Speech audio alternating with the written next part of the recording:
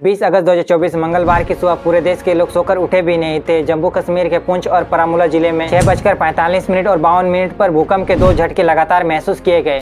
पैमाने पर 4.9 तीव्रता के झटके मापे गए हैं।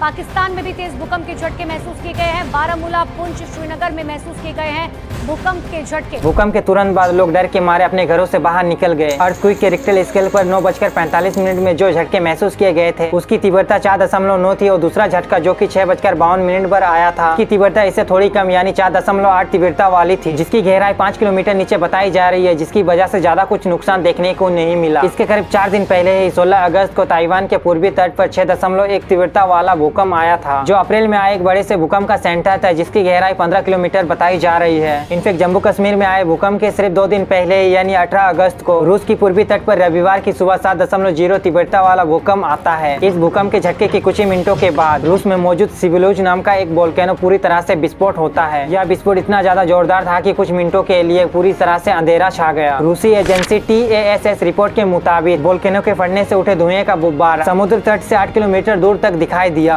आखिर अर्थक्वेक आने से ज्वालामुखी क्यों फटी और अर्थक्वेक आते ही क्यों है, आइए इस वीडियो में जानने की कोशिश करते हैं।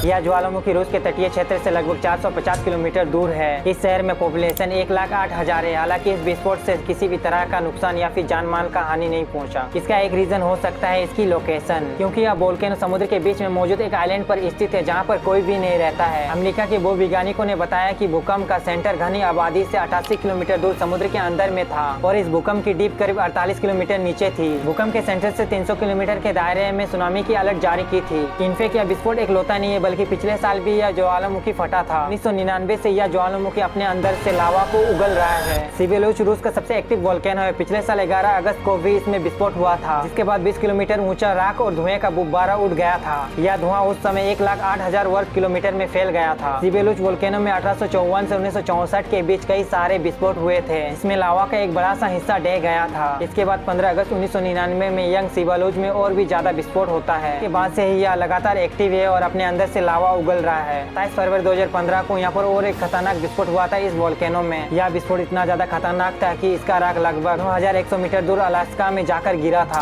एक रिपोर्ट के अकॉर्डिंग रूस में कुल 61 एक्टिव वोल्केनो मौजूद हैं। ज्वालामुखी धरती पर मौजूद एक नेचुरल क्रैक होता है। इनसे होकर अर्थ के आंतरिक भाग में पिघला हुआ पदार्थ जैसे मैग्मा, लावा, राख एक्सेट्रा विस्फोट के साथ बाहर आता है। वोल्केनो पृथ्वी पर मौजूद 7 टेक्टोनिक प्लेट और 28 सब टेक्टोनिक प्लेट के आपस में टकराने के कारण बनता है। और जब रूस में अर्थक्वेक आई तो यह टेक्टोनिक प्लेट आपस में टकरा गई, जिसकी वजह से एक बहुत ही बड़ा विस्फोट हुआ। और अब आते हैं हमारे मेन पॉइंट पर, यानी अर्थक्वेक क्यों आते हैं। तो सबसे पहले अब इस नक्शे को देखो। यह है दुनिया के 16 मेजरली टेक्टोनिक प्लेट का नक्शा। टेक्टोनिक प्लेट क्या होता है, तो यह धरती के आउटर मोस्ट लेयर है, जो अर्थ का क्रस्ट और अपर पार्ट ऑफ मेंटल से बनता है। धरती के कोर में मौजूद हीट जनरेट होती रहती है, जिसकी वजह से कन्वेक्शन करंट निकलती है। इसकी वजह से ये टेक्टोनिक प्लेट धीरे धीरे करके हिलती रहती है। तो ये है 16 मेन टेक्टोनिक प्लेट जो धीरे धीरे करके मूव करती है साल भर साल। और जब ये टेक्टोनिक प्लेट एक दूसरे के साथ टकराती है तो धरती पूरी तरह से हिलने लगता है। और जो देश इन टेक्टोनिक प्लेट के ऊपर के बॉर्डर में रिलाई करते हैं उनमें सबसे ज्यादा भूकंप देखने को मिलता है। जबकि पैसिफिक प्लेट में एक अलग ही खास बात है कि पैसिफिक प्लेट में सबसे ज्यादा टेक्टोनिक प्लेट में यहाँ पर एक्टिविटी देखने को मिलता है। इस पैसिफिक प्लेट के बॉर्डर को हम रिंग ऑफ फायर भी कहते हैं, क्योंकि यहाँ पर दुनिया का सबसे ज्यादा अर्थक्वेक देखने को मिलता है और यहाँ पर सबसे ज्यादा वोल्केनो भी मौजूद है। ऐसा कुछ हद तक बाकी टेक्टोनिक प्लेट के साथ भी होता है। जो देश इनकी बॉर्डर पर मौजूद है उनमें सबसे ज्यादा फ्रीक्वेंसी देखने को मिलती है अर्थक्वेक की। अगर आप इंडियन प्लेट के ऊपर के बॉर्डर में देखोगे तो इंडियन प्लेट में यूरेशियन प्लेट के बॉर्डर को देखोगे, जो नेपाल से होकर गुजरता है, जहाँ पर हिमालय की पहाड़ियाँ मौजूद है। इसीलिए तो नेपाल में सबसे ज्यादा अर्थक्वेक देखने को मिलता है। और नॉर्थ इंडिया में जो अर्थक्वेक आते हैं जैसे दिल्ली और उसके आसपास के शहरों में, उनका मोस्टली जो एपिसेंटर होता है तो इन दोनों प्लेटों के बीच में ही मौजूद है। और जम्मू कश्मीर इन्हीं के बीच के बॉर्डर के दायरे में आता है। ऐसा नहीं है कि किसी दूसरी जगह पर अर्थक्वेक नहीं आते हैं। इससे पहले आपने कभी ऑस्ट्रेलिया, रशिया, यूरोप जैसे कंट्रियों में अर्थक्वेक आने की न्यूज सुनी है। ऐसा नहीं है कि इन जगहों पर अर्थक्वेक नहीं आते हैं, अर्थक्वेक आते हैं बट बहुत ही रियल केसेस में। लेकिन इन टेक्टोनिक प्लेट के बीच में जो रीजन मौजूद होता है उनमें अर्थक्वेक की फ्रीक्वेंसी काफी ज्यादा कम होती है बॉर्डर के ऊपर मौजूद शहरों के मुकाबले। और जब अर्थक्वेक आती भी है तो उनमें ज्यादा कुछ महसूस नहीं होता है और ज्यादा खतरनाक भी नहीं होता है। इसके पीछे भी कारण यह है कि मेजरली इन प्लेटों के पीछे छोटे छोटे माइनर टेक्टोनिक प्लेट होते हैं और कई बार तो ये टेक्टोनिक प्लेट आपस में ही टकरा जाती है। इनका इफेक्ट बीच में देखने को मिलता है। लेकिन ये मेन टेक्टोनिक प्लेट आपस में टकराती है तो उनके बेसिस में अलग अलग बॉर्डर बनते हैं। पहला कन्वर्जेंट बाउंड्री, जब एक प्लेट दूसरे प्लेट के साथ टकराकर उसके नीचे घुस जाती है। दूसरा डाइवर्जेंट बाउंड्री जो एक दूसरे के साथ टकराकर अलग अलग मूव करती है, और तीसरा ट्रांसफॉर्मर बाउंड्री जो दोनों बाउंड्रीज एक दूसरे के अगेंस्ट में मूव करती है। उनमें से सबसे पहले और दूसरे वाला में सबसे ज्यादा खतरनाक अर्थक्वेक देखने को मिलता है।